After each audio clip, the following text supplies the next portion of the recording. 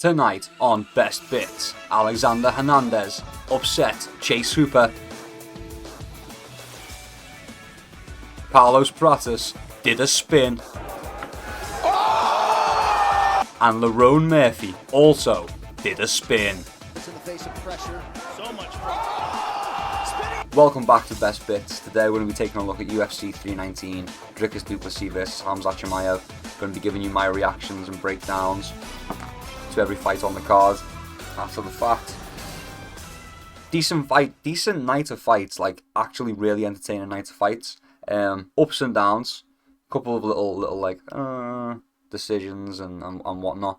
But we'll get into those. A new set, as you can see. Let me know what you think. I accidentally deleted the old one, so I had to make a whole new one. But this way I had the idea to put like a green screen, do be greening. I had the idea to put a little screen behind me, so we can just play things behind me. Isn't that great? Look, they're doing the fight. They're doing the post-fight press conference behind me. Excellent. It's like I'm part of the UFC's production. but not at all. I'm like Chance Pulver, the Forgotten Son. First fight of the night: Alibi Idris versus Joseph Morales.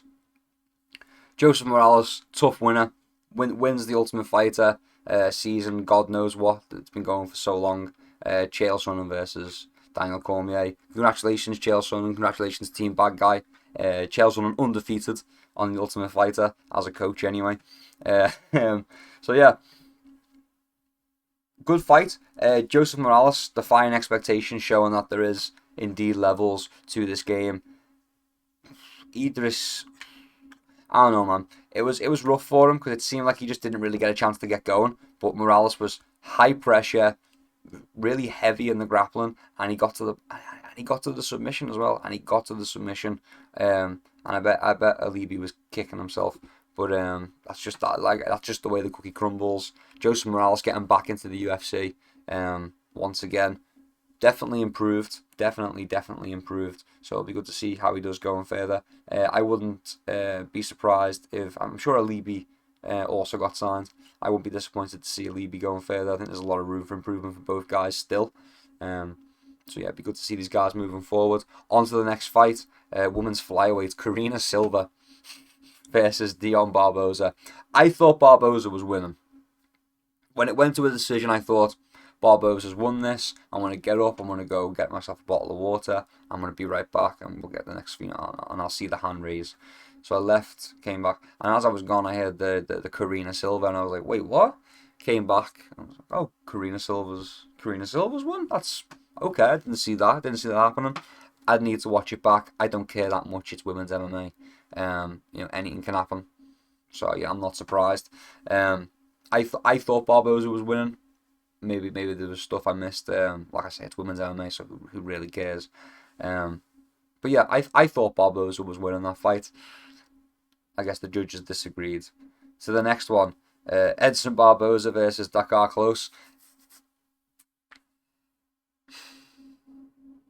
So it's a shame because Barboza didn't win this fight. Edson Barboza, he was gassing hard. He was gassing hard from round 2 onwards. From the midway point of round 2, he was gassing hard into round 3. Struggling to really put an explanation point on anything. Dakar Close, I'll be honest, I don't remember much of what he did. He was definitely hitting harder than Edson Barboza, but it just seemed like the pressure was too much for Barboza. He just got pressured the whole time by Dakar Close. And that was more of, because Dakar Close hits hard, and that was a factor of it, but it was the fact that Dakar Close wouldn't let Edson Barboza get a little bit of space to reset or make a little bit of a moment for him to catch his breath. Dakar Close was just on him the whole time, throwing big, heavy shots. Not all of them landing, but them being enough to just push Barboza around and just outmuscle Edson Barboza around the octagon. I know some people were thinking that was a bit of a controversial one as well, but I could see that one. I could see that one more arguably than the women's. Onto the actual prelim instead of the poo-poo prelim. The poo-poo prelim. The actual prelim. Chase Hooper versus Alexander Hernandez. Chase Hooper, man. What the fuck, bro? Every time I pick you. When I pick you, you lose? I pick you and you lose. Terrible. Absolutely brilliant performance from Alexander Hernandez. She baited Chase Hooper, just got him comfortable, got him lulled. Chase Hooper really comfortable, really was winning the first round, but I think that was kind of Hernandez's his setup. That was kind of him lulling him into a false sense of security and getting him like, oh yeah, I'm winning this fight with my range. Like Chase Hooper was winning the fight with the range. He was being elusive. He was being slippery. He was being slick. And Alexander Hernandez was kind of chasing the whole time. And then he kind of changed the tempo towards the end of the rounds, towards the end of the fight, and started like letting Chase Hooper come for him. And the second Chase Hooper kind of smelt that blood in the water. That wasn't really there, but Chase Hooper smelt that blood in the water and started committing. Alexander Hernandez Alexander Hernandez capitalized. That racist. Capitalized and got the knockout. Beautiful finish from Alexander Hernandez. Unlucky Chase Hooper. That's a big setback. He's still young. There's time for him to come back. Time to make those improvements and not get caught up in such a trap. Alexander Hernandez, excellent win. On to the next one. Jessica Andrade versus Lupi Godinez. I had Lupi Godinez for this one. I'm glad I picked her. Jessica Andrade was just swinging, just throwing her arms like a crazy lady, just barreling forwards with her chin in the air. It was a bit of a wild one from Andrade. Lupi Godinez just controlled the distance the whole time and kind of made Andrade look silly. Yeah, I could say that confidently. Just made Andrade look silly. Just kept her at the end of her punches the whole time. Just stayed away from her, and we just had Andrade just running forward, just like, I'll get you. It was a bit crazy. So yeah, Jessica Andrade just got kind of pinballed around while swinging like a mad lady. Not much really more to say about that fight. It was entertaining to see. You were kind of hoping Andrade would land something. And to be fair, she did land some shots, but like, and she hit hard as well. But it wasn't like she was going to find a one punch knockout. Like she was going to need a couple, and she wasn't setting up to land a couple. She was just hoping to land one. You know, like if I can land one, then I'll do something after that. Like if I can land one, I'll come up with something next. Was kind of the idea, I think, and even if she was landing one, she ain't coming up with what to do next. So, yeah, unfortunate for Jessica Andrade, but entertaining fight nonetheless. I had a good giggle. Like just madness.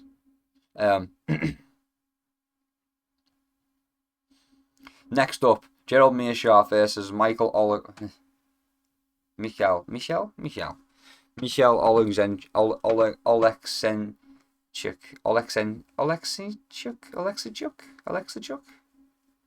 Next up, Gerald Meerschaert versus Michel Oleksichuk. I'm terrible with this guy's name. I'm terrible with all the V's and the Z's and the J's, all those kind of names. Gerald Meerschaert, man, that was unfortunate. There was a moment where I was thinking, maybe GM3 goes to the last round, he goes to the third round, and he gets like a submission victory, like and brings it back after losing all the rounds. And then there was a shot. I think it was a jab. I think Michelle landed a jab, and I was like, oh. And then I was texting the buddy of mine, and I was like, what do you reckon the odds are of a GM3 Hail Mary third round submission? Unlikely. And I think the second that I received the unlikely text message, Michelle dropped Gerald Meerschaert, and it was basically over from there anyway. So very comical on my end. Entertaining fight. Meerschaert, man, I know you're at the tail end of your career anyway, so it doesn't really matter. 37 and 20 according to Google. 37 and 20. Probably time to hang it up. Not that it was a bad career. Really entertaining fights from Gerald Meerschaert, but we're not improving anymore. We're walking in with our chin in the air. It's time to call it a day. But entertaining fight nonetheless. Good to see GM3 still doing it, I suppose. On to the next one. A middleweight fight. I can't even say that first name. So Susakayev versus Eric Nolan. I didn't do prediction for this one. This one got made. after my prediction video, I think. So Susakayev, man. Interesting fight. Susakayev went in there like knowing that people thought he was hot shit. Like he went in there like, yo, I'm not a new prospect just signed to the UFC. I'm the king. I was at the press conference. I'm on the top of the prelim on my first UFC, on my debut. You know who I am? Like on a numbered card. Like, so that kind of went to his head, I think, because he went on to that first round and he lost that first round. I thought Eric Nolan stayed composed, didn't bite on the trolling, didn't bite on the showboating and the kind of menacing like Hamzat. Didn't really bite on that stuff, and I think won round one. And then I think was on his way to winning round two as well. Was on his way to winning round two.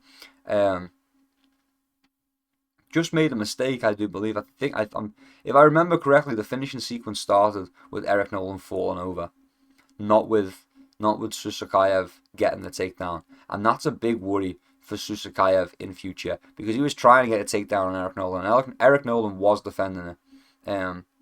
I feel like it's one of those matchups where if we ran it back like 9 more times, we'd get something closer to a 50-50, you know, like really close to a 50-50, but with Eric Nolan on top. I feel like Eric Nolan may win 6-4 of those times, you know. We just got one of the 4. Yeah, I felt like Eric Nolan was doing well. It was a mistake. And it cost him the fight. And Susakayev is a guy I'm probably going to be betting against in future, depending on his matchup. I could see there being money to be made against him. People like him. He seems like he's going to be a fan favorite straight away. He was showboating and stuff. Kind of looked a bit silly. Not gonna lie, it did look a bit silly when you showboating but you're not winning. So it was, the fame was kind of going to his head immediately. It's day one and the fame's going to his head, but that's fine. That's fine because he did get the finish. He did get the submission. Sure, if I am right, and it was a trip, it was a slip. If I am remembering right, that put Eric Nolan down. Fair enough. But there's a bit of luck involved there, man. Yeah, as for Eric Nolan, is a guy I may bet on in future depending on his matchup here. Not a terrible performance from Eric Nolan. He lost the fight because he fell over. If I remember this right, he lost the fight because he fell over and he couldn't recover against the grappling of Susakayev. But in the stand-up, Susakayev was struggling to take him down for a good little while there and was getting pieced up in the stand-up. Was getting outlanded heavily in the stand-up. So it'll be interesting to see how both of these guys do moving further forward, you know, in their careers in the future. I suppose was the word I was looking for. How these guys do in the future. But interesting fight. Interesting back and forth. Susakayev needs to rein it in just a little bit. Like get some dominant wins. Get some dominant wins. Get guys scared of you, man, and then do things like that. Get guys like quaking in the boots. You know, oh no, I've got to fight Susakayev. He's gonna hit me with a 1-2 and then a leg kick, and then a calf kick, and I'm gonna be like, and then he's gonna start dancing in front. He's gonna start emoting in front of me, and be like, and I'm not gonna have an answer for it. You know, he's gonna humiliate me. Like get some performances like that in the UFC first, and then, you know, like do the work, then showboat. Like make people scared of you. Like, oh no, he's going to knock me out, then dance. And then when you get in there, dance and then knock them out, you know? Mix it up a bit. Onto the main card. Tim Elliott versus Kaya Sakura. Kaya Sakura, you were fed this fight. This was a fight that was fed to Kaya Sakura. Kaya Sakura was supposed to win this fight by knockout. Easily supposed to win this fight by knockout. Hold up, I'll be right back. I return, but that was instantaneous for you because I just paused this recording. Tim Elliott versus Kaya Sakura. Kaya Sakura, you were fed this fight. You should have won this fight by knockout. Everyone was expecting Kaya Sakura to win this easy layup fight. This easy back on track fight. Man, I don't know how bad it is, but it's worth saying that, like, it's worth saying these guys from outside the UFC, they're not UFC caliber. Like, I know I say it a lot in the prediction videos, and I've ended up saying it a lot in Best Bits recently.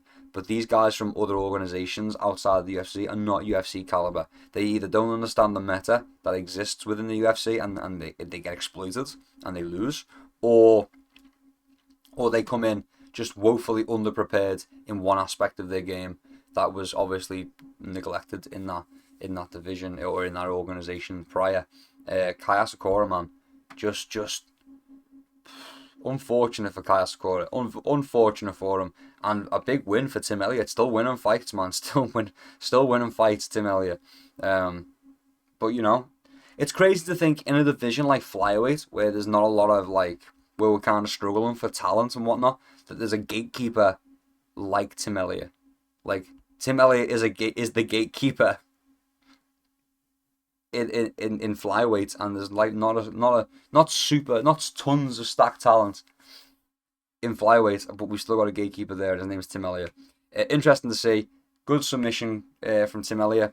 I don't feel like at any point that Kaya Sakura was running away with the fight. Like, it wasn't like, oh no, and now Tim Elliott's got him. It was like, no, this is a competitive fight, and it really probably shouldn't be Kaya Sakura. For a guy who's gone back and rebuilt himself from the ground up. I don't know. Interesting one. A lot of guys upset with that one. Ruined a lot of bets for a lot of people, I do believe, including me. But I did throw some money on a Tim Elliott upset on the live odds when I seen how well he was doing. I was like, yeah, I like a bit of Tim Elliott action here. He's doing well. I could see it. Just couldn't see it a week out. Next up, middleweight fight: Jared Cannonier versus Michael Venom Page. Woof. Michael Venom Page, too fast, too slick, too slippery. Jared Cannonier, not strong enough. I thought Jared Cannonier was going to be a lot stronger in the clinch situations. I thought he was going to be a lot better with landing shots on the break, like bringing elbows on the break. Being slippy with it, being slick with it, maybe shooting down for a single when we break on the clinch, shooting down for a leg. Just some more kind of pressure. And it didn't happen. It was like MVP was just out muscling him. MVP mogged Jared Cannonier, like absolutely it dwarfed him throughout the fight, out muscled him in every grappling exchange as well, except for when he ended up on his back. Then it was impossible for him to get up.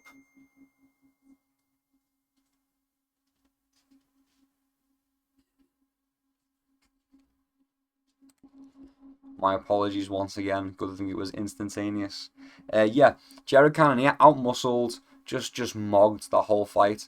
Couldn't track down Page. Couldn't do what he wanted to do in the clinch. He just couldn't find them. Like, he would break on the clinch, and in round one he didn't throw any shots on the break. He didn't throw any shots at all on the break. But in round two he was trying to land shots on the break, and MVP just wouldn't be there. Like, he would do a break, he would swing, and he'd be off balance, and then MVP would be behind him, just doing a Fortnite dance. And Jared Cannonier would be like, oh, I'm coming back now. And then the fight to continue. It's a shame we couldn't get a finish from Michael Venom Page. There was two knockdowns. So he caught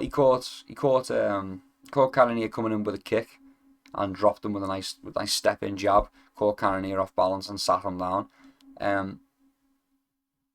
Not technically a knockdown, or not like knockdown in the sense that you would be expecting, but knocked him down, and then did it again a bit later on. But I think there was a bit of a foot sweep involved in it, so like he hit him with like a hook, and as he went with the velocity of the hook, went with the shot to negate some of the damage.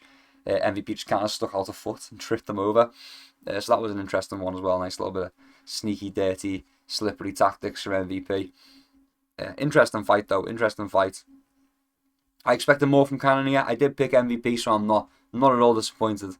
Picked MVP to beat Cannonier by a decision as well. I did say by a decision, so I'm not at all disappointed. I expected more of a fight from Cannonier. I expected it to be more of a competition between the two, but MVP just too fast. MVP looked out of shape as well. MVP looked flabby, like he just put on a bit of fat for this fight. So interesting to see. On to the next one. A welterweight fight, Jeff Neal versus Carlos Pratis. I picked Carlos Pratis by round one knockout, and I was a little bit worried because I put money on Carlos Pratis winning by round one knockout, and I was like, oh damn, like I don't really see how this is going to happen now. I could still see a knockout, I just don't see it happening in round one. And then boom, last second, quite literally the last second, boom, Jeff Neal drops. Carlos Pratis has thrown a spinning back fist and absolutely dropped him. And then when it was after the fight, I was like, oh, okay. He was setting up this spin. He was getting Jeff Neal into the rhythm, getting him comfortable, and he wanted him to commit. And when he was going to commit and charge in, he was going to spin, and he set it up perfectly. Doesn't require a lot of setup, I suppose, to catch someone with a spinning move, but it's rare to see someone set one up. Like Pratis was throwing the shots and then giving the space, and then letting Jeff Neal come and take that space over and over again. Was letting him come and take the space, and then through the shots, step back. As Jeff Neal comes in, then he spins. As he sees Jeff Neal getting ready to commit to coming in, he spins, catches him clean, man. Catches him super clean. So banging fight, absolutely brilliant. Last second for my bet. So good one there. Carlos Pratis is like everyone that drinks and everyone that smokes and is a fan of MMA. Carlos Pratis is their favorite fighter. He's doing it for all the degenerates out there. All you degenerates out there. He's doing it for you. I'm me included in that. All of us degenerates out here. He's doing it for us. Next up, featherweight fight: Lerone Murphy versus Aaron Pico. I'm going to say it again, even though I literally just said it. These guys coming from outside the UFC aren't UFC level. There are certain things that there are metas that are developed inside the UFC that work because it's the highest level, and they don't exist within these smaller, I say smaller, but these other organizations that are kind of competing with the UFC and have rosters aside from the UFC. These guys come in and they're just not ready for the craftiness, for the trickiness, for the dirty. Like this is the world stage. Like there's just little things. There's all the crafty vet stuff that you just haven't learned yet, and all these guys seem to know it. Aaron Pico, man, he looked good, he looked fit, he looked strong, he was doing well, he was explosive as well. Lerone Murphy just controlled the fight, just controlled the space, just controlled the fight.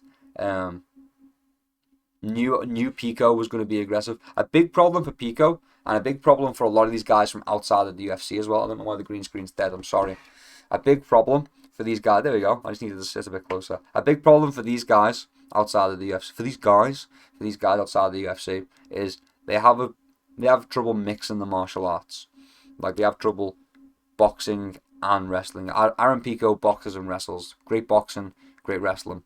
He can't do both at the same time. He can't be boxing and then drop down onto a single. He can't be pulling on a single, then just let it go and come right back up with some nasty hooks. He can't do that. He doesn't know how to do that, I suppose. It's either he's grappling or he's disengaging and then he's boxing. Or he's boxing and then he's fucking resetting and then engaging and grappling. Like that was where he was getting caught. It was in those switches between I'm gonna do this and I'm gonna do that. That's where he was getting caught, and that's where he was getting caught out as well. Lerone Murphy just read him like a book. Didn't need to set it up. Knew he was going to commit. Just knew if he'd spin, the shot was going to be there. So yeah, excellent performance from Lerone Murphy.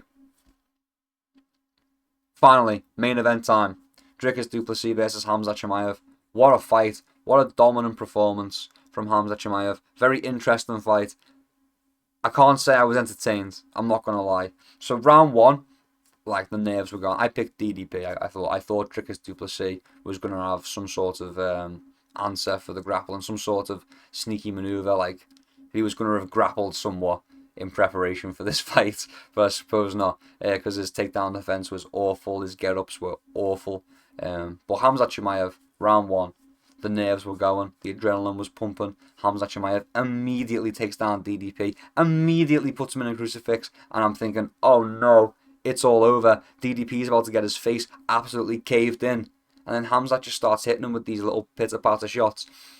And it wasn't because Khamzat wasn't throwing with all of his strength. It was just that was everything he could throw from that position. There wasn't enough space to land significant damage. And the strike, don't get me wrong, the strikes landed count is like over 500 for Khamzat Chimaev, but they weren't like proper punches. They weren't like ground and pound elbows or like big ground and pound punches or anything like that. They were these little thudding like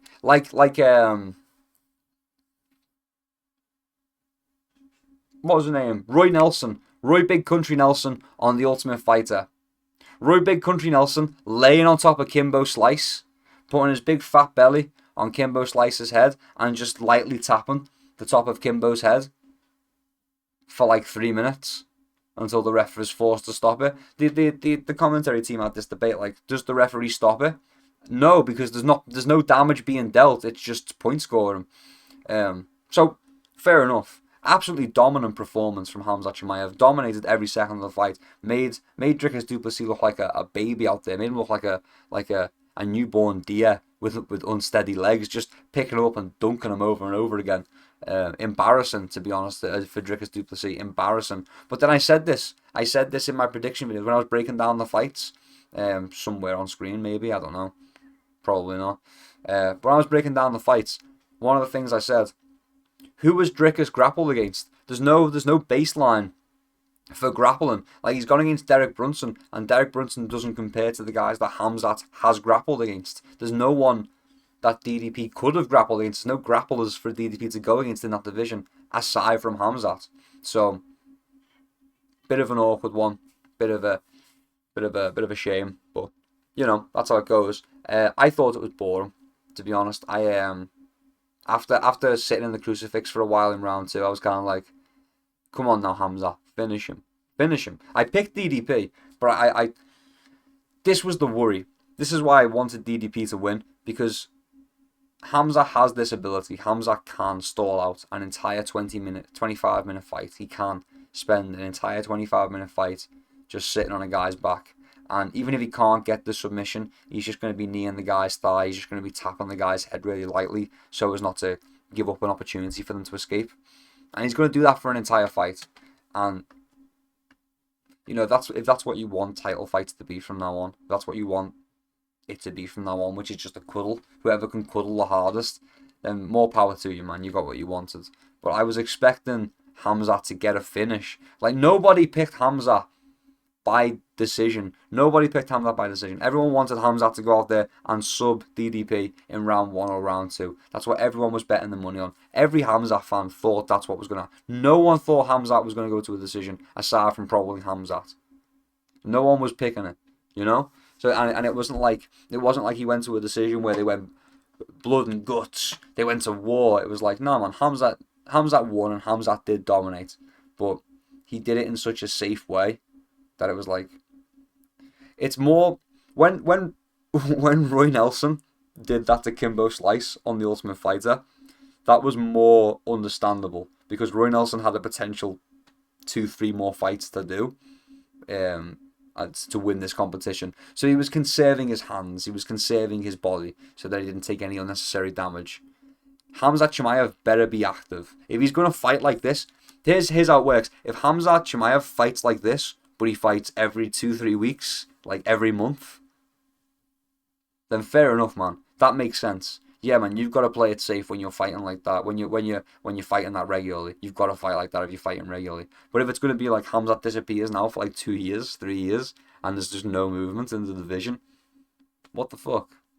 But yeah, dominant performance, embarrassment was DDP. Embarrassment was DDP's grappling, but that's the way the cookie crumbles. You can't get them all. We did good on picks, by the way. We did really good on picks. We went positive on picks, we should say. We didn't do really good. We made money. We actually made money, even though we didn't do as good as we did on our picks. But we were more specific with our method of victory. So that kind of pulled it back up with the ones we got right. We were good with the method of victory, and that kind of pulled up our money in the end. So. Just over breaking even, we'll say. Like pennies, like 50 pence, something like that. But yeah, thank you very much for watching. If you enjoyed this video, subscribe for more, like, comment, let me know what you thought of the fight down below. And until next time, keep your chin down and keep swinging. Peace and love. I'll see you around.